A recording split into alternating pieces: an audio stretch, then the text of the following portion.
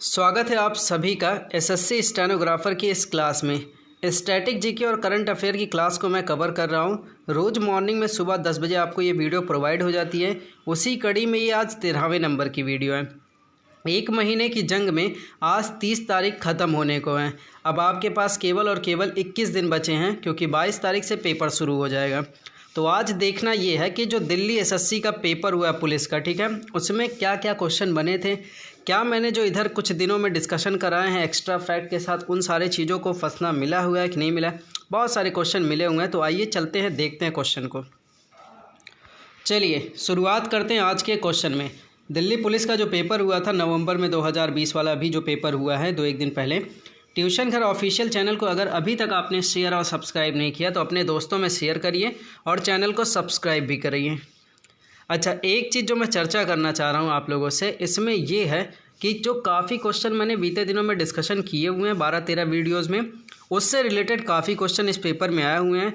जिन लोगों ने पहले दिन से क्लास लिया उनको ये पता होगा कि ये सब क्वेश्चन मैंने बताए हुए हैं, ठीक है।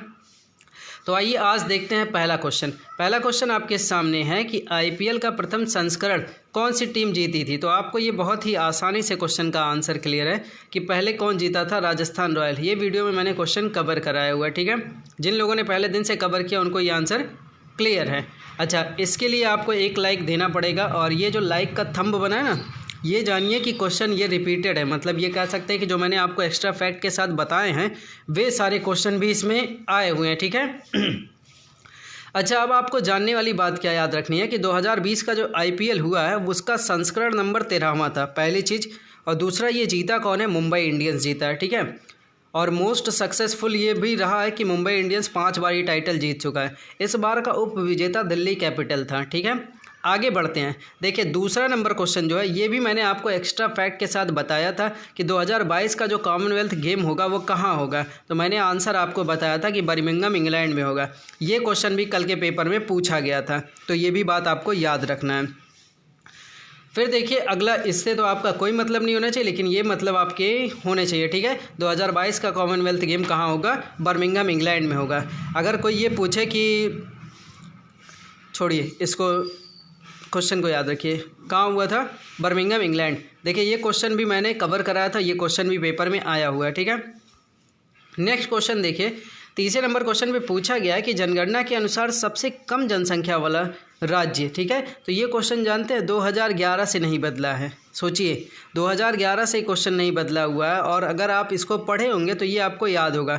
कुछ बातों को आप ध्यान में रखा कीजिए हमेशा कि सबसे अधिक जनसंख्या किसकी है, सबसे कम किसकी है, यूनियन टेरिटरी में किसकी सबसे कम है। तो देखिए सबसे कम अगर राज्य की बात करेंगे तो सिक्किम है, ठीक है। और अगर यूनियन टेरिटरी मतलब केंद्र शासित की बात करेंगे तो लक्षद्वीप है। नेक्स्ट फैक्ट आपके पास इसी में है कि अगर आपको पूछा जाए सबसे बड़ा राज्य कौन सा जो जनसंख्या के मामले में अधिक है, तो उत्तर प्रदेश है। आपको आंसर क्लियर है। एक क्वेश्चन इसमें और आप याद रखिए, सबसे अधिक साक्षरता केरल राज्य में है। यहाँ नहीं फैक्ट ऐड है, ये आपको याद रखना, सबसे अधिक साक्षरता केरल में है। लास्ट फैक्ट इससे आप तैयार रखेंगे कि Bihar is the most thickly populated state, मतलब बहुत ज़्यादा इसकी जनसंख्या घनत्व है, ठीक है। तो बिहार है। आइए आगे बढ़ते हैं। देखिए ये क्वेश्चन भी आपको रिपीट करके मिल रहा है, तो आप देख पाएंगे। थोड़ा इसको नीचे करता हूँ ताकि आप देख पाएँ। देखिए एक्स्ट्रा फैक्ट के साथ मैंने इस क्वेश्चन को कवर किया था कि 2024 का जो समर ओलंपिक होगा वो कहाँ पर होगा। तो इसका आंसर क्या सही है, पेरिस फ्रांस में होगा समर ओलंपिक 2024 का, ठीक है।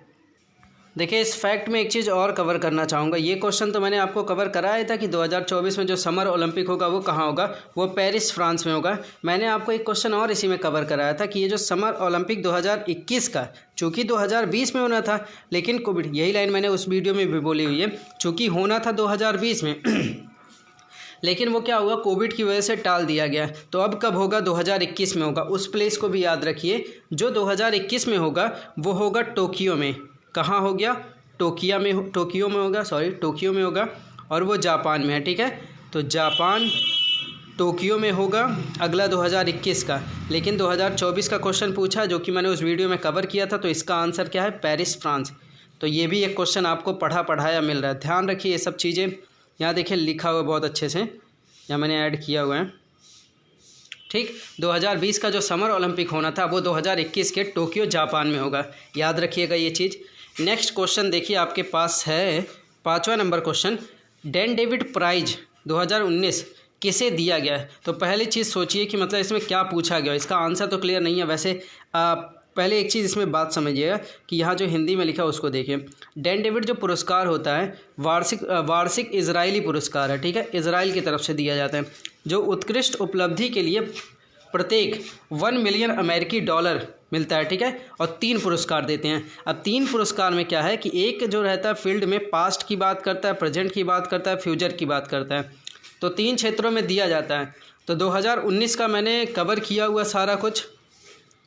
तो इसमें देखिए पूछा था पास्ट वाला, तो मैक्रो हिस्ट्री पूछा था, तो केनेथ पोरमजा, संज सुब्रमण्यम, ठीक है, संज सुब्रमण्यम, केनेथ पोरमजा, मैक्रो हिस्ट्री के लिए इन्हें पास्ट के लिए दिया गया था, ठीक है। अच्छा, इसमें और भी नाम है, आप इसका स्क्रीनशॉट लेके इसका आंसर याद कर लिए। और एक फैक्ट पे जहाँ मैं आपको ले जाना चाह रहा हूँ वहाँ पे चलिए, ताकि आपको ये बात याद रखे। अगर आपसे इस बार का पूछेगा कि जेंडर इक्वलिटी, मतलब ऐसे ही खाली नाम याद रखिए, ठीक है, कि किसको दिया गया, तो गीता सेन नाम याद रखिएगा। गीता सेन को दिया गया 2020 का डैन डेविड पुरस्कार। याद रखिए, जब 3 क्षेत्रों में दिया जाता है तो कई लोगों को दे दिया जाता है, इस वजह से आंसर क्लियर नहीं दे पाऊंगा, ठीक है। तो पास्ट का पूछेगा, प्रेजेंट का पूछेगा, फ्यूचर का पूछेगा, इसका पूछेगा, लेकिन ये नाम आप याद रखिए, गीता सेन को दिया है प्रेजेंट के लिए 2020। नेक्स्ट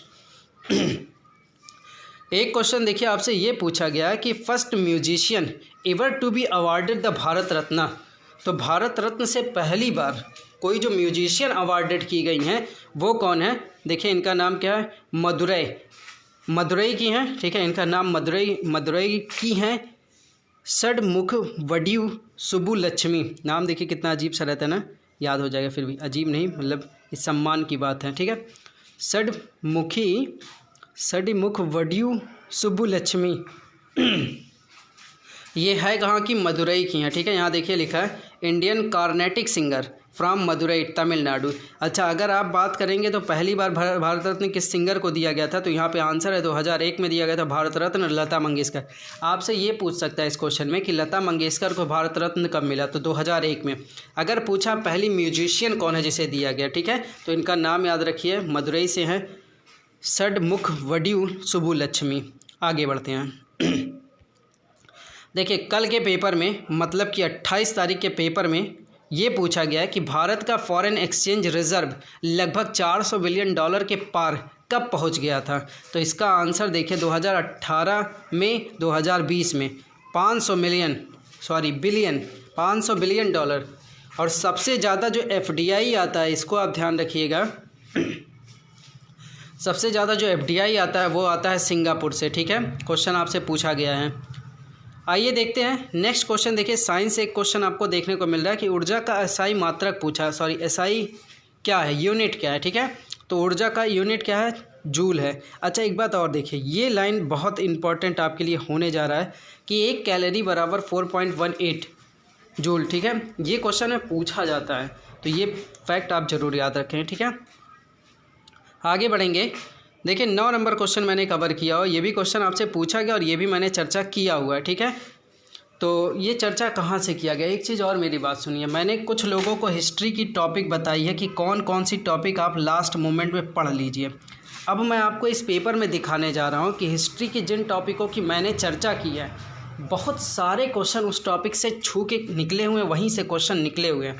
जैसे ये कामाख्या मंदिर, इसके बारे में जो मैंने टॉपिक आपको कवर किया है वहाँ से ये क्वेश्चन मिल गया है, तो इसको आप पढ़ेंगे। हालांकि मैंने अभी वीडियो में कुछ नहीं बताया, आज उम्मीद है कि काफ़ी कुछ मैं बताने वाला हूँ। तो कामाख्या मंदिर कहाँ पर है, असम में है। ध्यान रखिएगा, कामाख्या मंदिर असम की राजधानी दिसपुर के पास गुवाहाटी से 8 किलोमीटर दूर है, ठीक है। तो कामाख्या मंदिर कहाँ है, असम में है।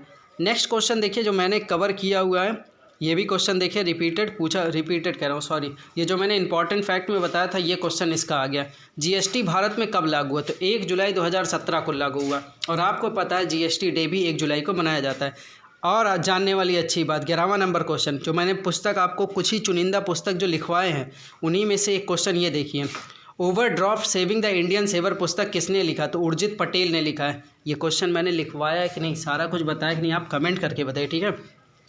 ऐसा ना हो कि आपको लगे कि मतलब कि फ़र्जी सारा कुछ बता दिया, ऐसा नहीं है, ठीक है।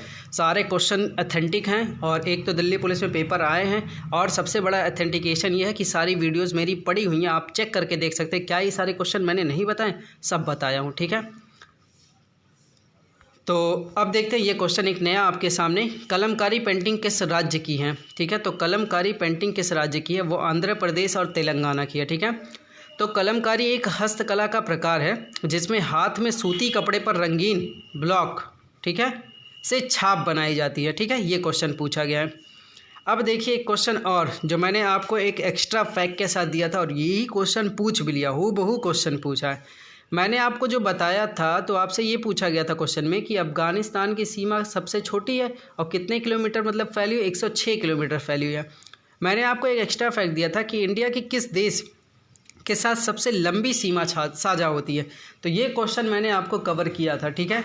इस क्वेश्चन को जब मैंने आपसे कवर किया था तो मैंने बताया था कि भैया ये वाला क्वेश्चन आपसे पूछा जा सकता है। तो आइए देखते हैं आंसर क्या है, बांग्लादेश इसका आंसर है। और जब इस क्वेश्चन का आप आंसर बांग्लादेश देखते हैं तो आपको ये भी जानना ज़रूरी है कि ये कितने किलोमीटर लंबा ये फैला हुआ है, ठीक है। अगर आप लोगों को भी आंसर इसका क्लियर हो तो बता सकते हैं, वैसे मैंने आपको वीडियो में कवर किया हुआ है। तो आइए देखते हैं कि ये कितने मीटर लंबा फैला हुआ है भारत में, ठीक है। तो इसके फैक्ट को चेक करते हैं, इसका आंसर क्या क्लियर होगा जो बांग्लादेश फैला हुआ है। तो बांग्लादेश की जो पूरी लंबाई जो सीमा साझा करती है उसका पूरा फैक्ट आंसर है 4096.7, ठीक, किलोमीटर तक। मैंने ये क्वेश्चन कवर किया था, ठीक है। तो सबसे लंबी सीमा कौन साझा करता है, बांग्लादेश साझा करता है, ठीक है भैया। तो ये भी देखिए मैं कह रहा हूँ कि जहाँ बताया हूँ अगर उतना आप कवर कर लेते हैं, मेरा मानना है कि आपके एसएससी स्टेनोग्राफर के पेपर में, ठीक है, 30+ आप स्कोर करके आएंगे जीएस में, ठीक है। 30+ स्कोर बहुत बड़ा अचीवमेंट रहेगा आपके लिए अगर 30+ आप करते हैं, ठीक है। चलिए, जिनको भी इंपॉर्टेंट जानना होगा क्या इंपॉर्टेंट लास्ट मोमेंट में पढ़ लें तो मुझे ज़रूर व्हाट्सअप करेंगे। मैं व्हाट्सअप नंबर अपना फिर दे देता हूँ, 9628740733, ठीक है। इस नंबर पे आप व्हाट्सअप करिएगा, आपको मैं जितने इंपॉर्टेंट फैक्ट, बहुत ज़्यादा नहीं बताऊंगा लेकिन करंट अफेयर, हिस्ट्री और संविधान में चीज़ें बता दूंगा जहाँ से आपको पढ़ना और यहीं से सारे क्वेश्चन आपको मिलेंगे, ठीक है। चलिए आगे बढ़ते हैं। 14 नंबर क्वेश्चन आपके सामने है कि जुलाई 2020 में विश्व का 6वां सबसे अमीर व्यक्ति कौन था। देखिए 6वां सबसे अमीर व्यक्ति कौन थे, तो मुकेश अंबानी थे, ठीक है। और पहले नंबर पे आपको पता है जेफ बेजोस आज भी अमेज़ॉन के मालिक हैं, ठीक है। अच्छा, आगे कुछ मुताबिक मुकेश अंबानी की कुल दौलत जानते हैं 78.1 अरब डॉलर हो गई है। चलिए जितना भी हो गया, खाली इन्हीं लोगों का विकास हो रहा है।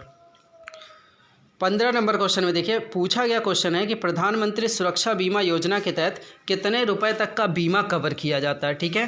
तो पूछा था कितने रुपए तक का बीमा कवर किया जाता है, यही क्वेश्चन था। तो इस स्कीम के तहत बीमा लेने वाले की एक्सीडेंट में मौत हो जाए या पूरी तरीके से अपंग हो जाए तो 2 लाख रुपया बीमा मिलता है, ठीक है। और देखते हैं आगे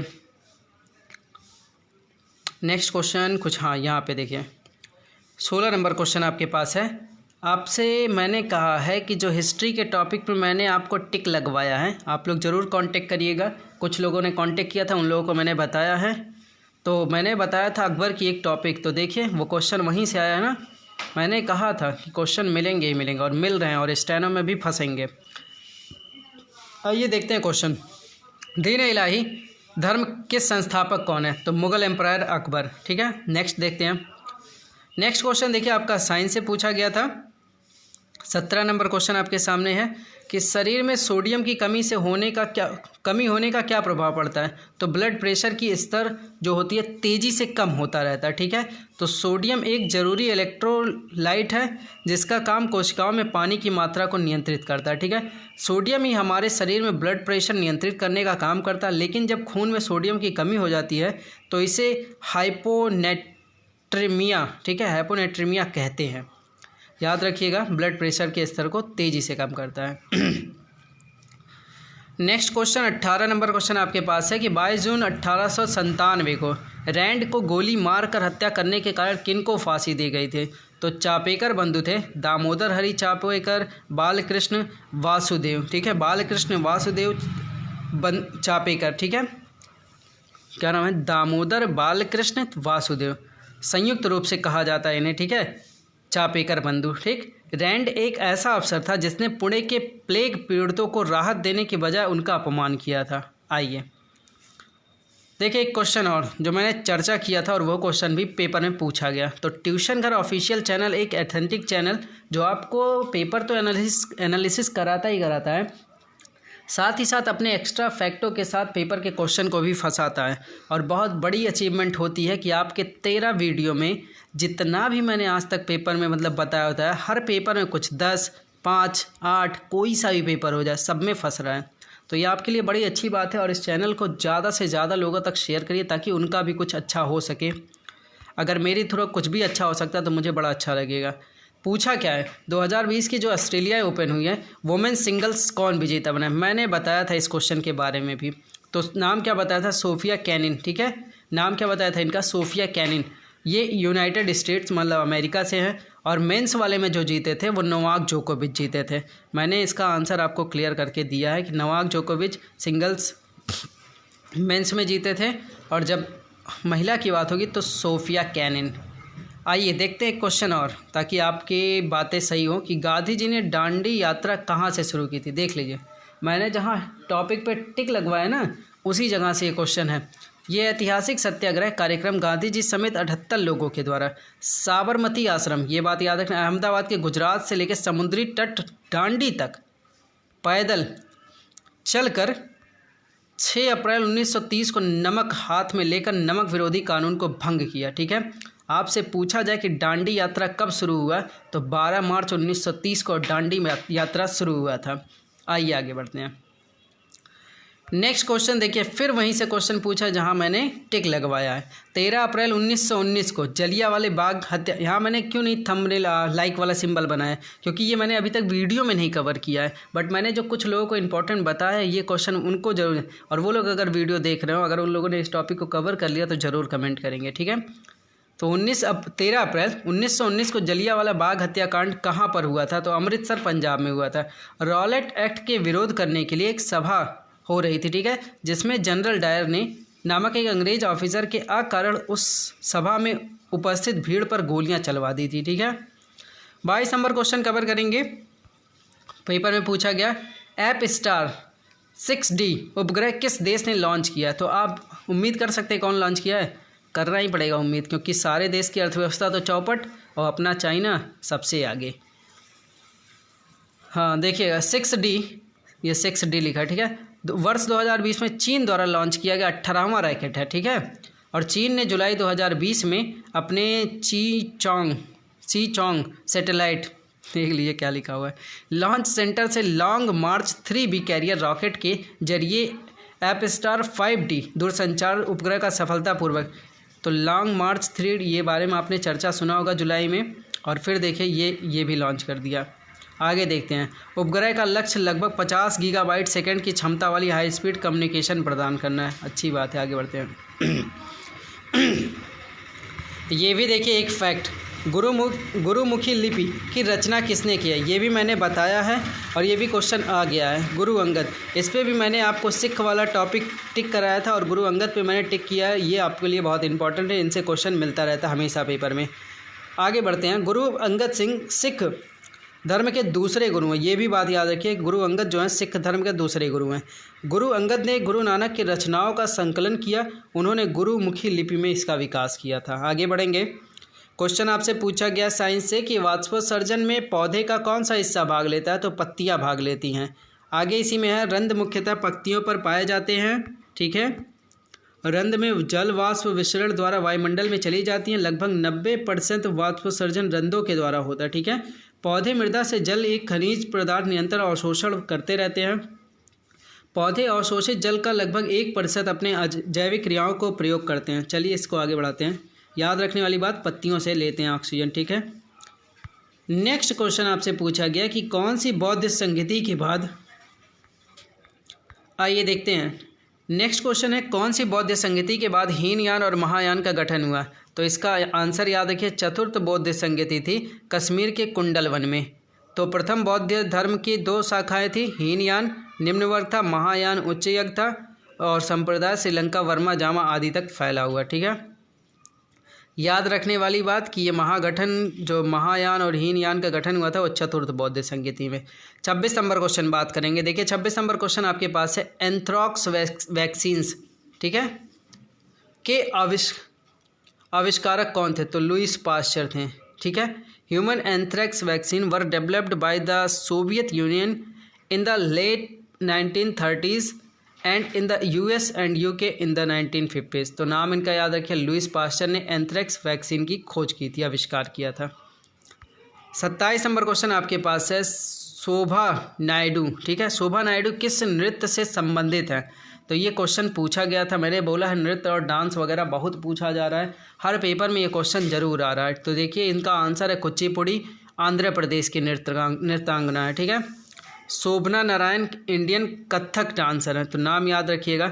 शोभना नारायण क्या है? इंडियन कथक डांसर हैं, और शोभा नायडू कुचिपुड़ी। नेक्स्ट पेपर में देखिए रीजनिंग में पूछा था ये क्वेश्चन। ठीक है, रीजनिंग में पूछ लिया था, तो याद रखिए कतर की राजधानी दोहा। नेक्स्ट देखिए 28 नंबर क्वेश्चन आपके पास है कि आरबीआई को विदेश विनिमय करने के लिए कब अनुमति मिली? तो इसका आंसर तो नहीं क्लियर है। ऑप्शन में ऐसे कुछ था कि 1923, 49, 63, पता नहीं क्या और लिखा हुआ था, लेकिन आपको कुछ फैक्ट याद रखिए। इस्टेब्लिशमेंट में जो इसका हुआ था स्टेबलाइज्ड 1 अप्रैल 1935 को आरबीआई की स्थापना हुई, और इसका राष्ट्रीयकरण हुआ था 1 जनवरी 1949 को। नेक्स्ट 29 नंबर क्वेश्चन की चर्चा करेंगे। सर्वोच्च न्यायालय में न्यायाधीशों की संख्या कितनी है? तो याद रखिए देयर आर करंटली 30 जजेस। ठीक है, 30 जजों की इस समय है, including the chief justice of India. Maximum possible strength is 34।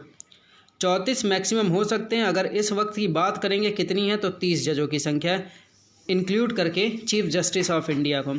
Chief justice of India इस समय है कौन? 47वें नंबर के अरविंद बोबडे।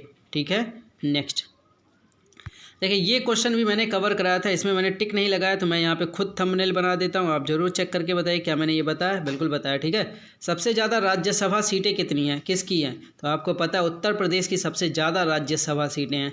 और अगर उत्तर प्रदेश की लोकसभा सीटों की बात करेंगे तो 80 सीटें हैं। राज्यसभा की बात करेंगे तो उत्तर प्रदेश में 31 सीटें हैं। याद रखिए क्वेश्चन में पूछा गया। फिर देखिए सबसे पुराना हाई कोर्ट कौन सा है? ये क्वेश्चन मैंने अपने हिस्ट्री के टॉपिक में इंपॉर्टेंट फैक्ट में टिक कराया है।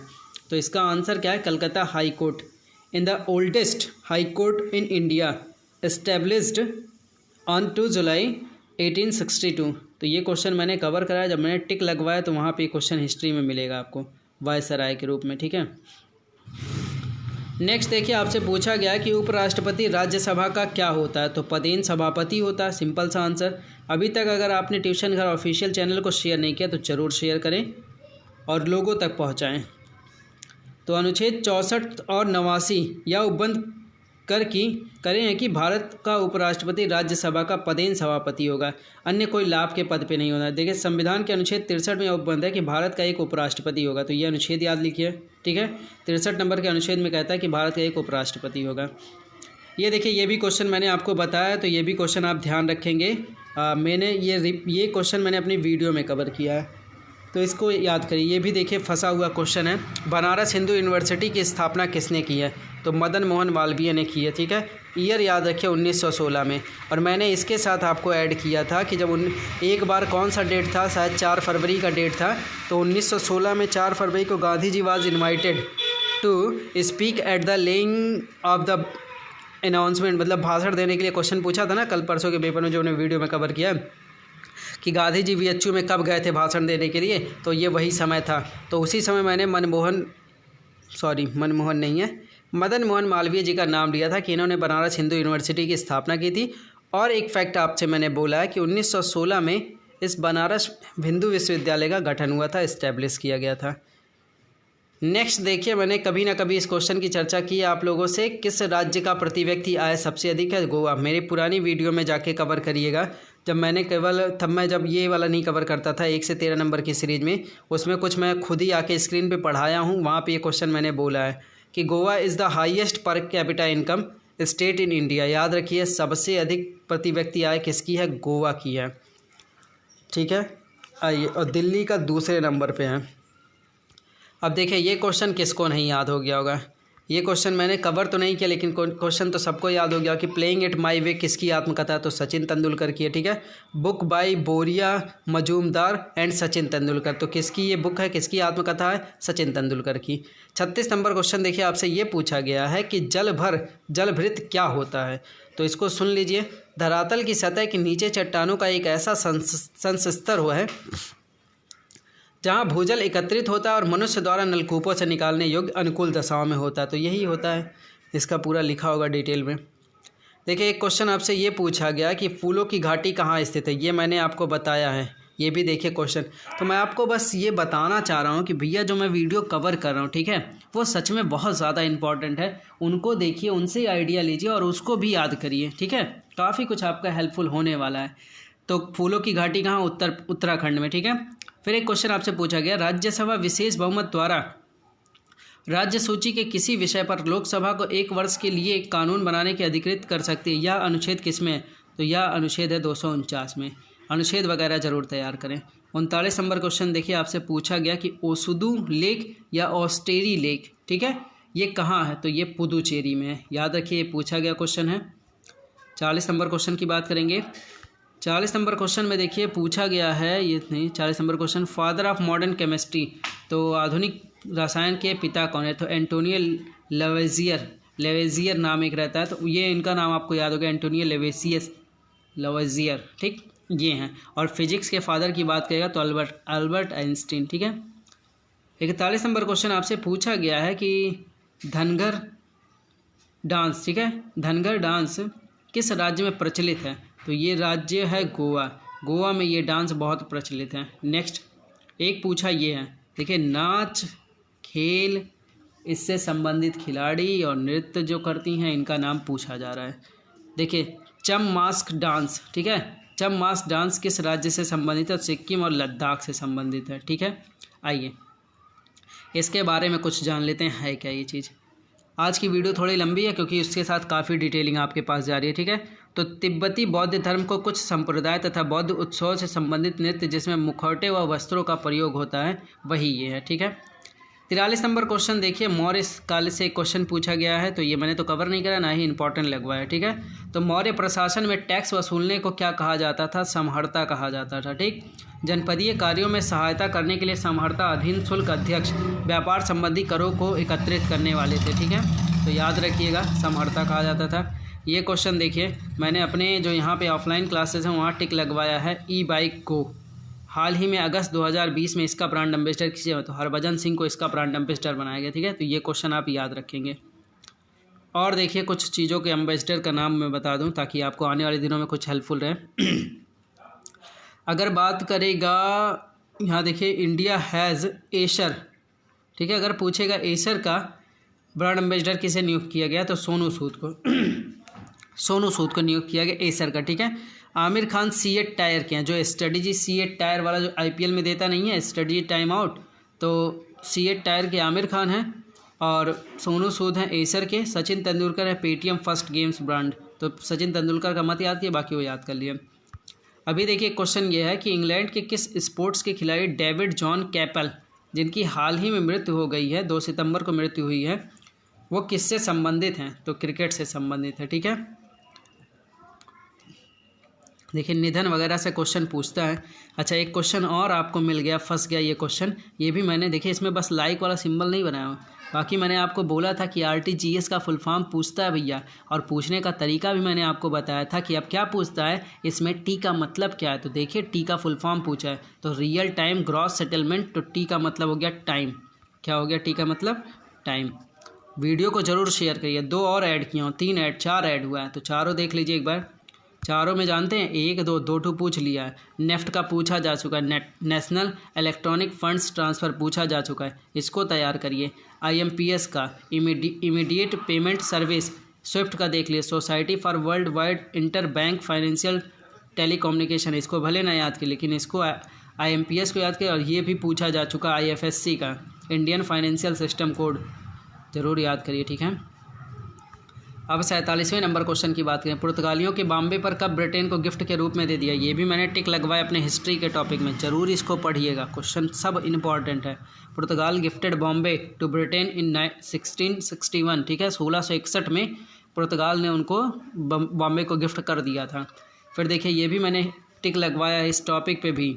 तो टॉपिक देखिए, आमेर का किला कौन से राज्य में? सबको पता है, इसको टिक लगवाने का कोई मतलब नहीं है। राजस्थान जयपुर में आमेर का किला, ठीक है। किसने बनाया था? इनका नाम याद रखिए, राजा मान सिंह ने बनवाया था, ठीक है।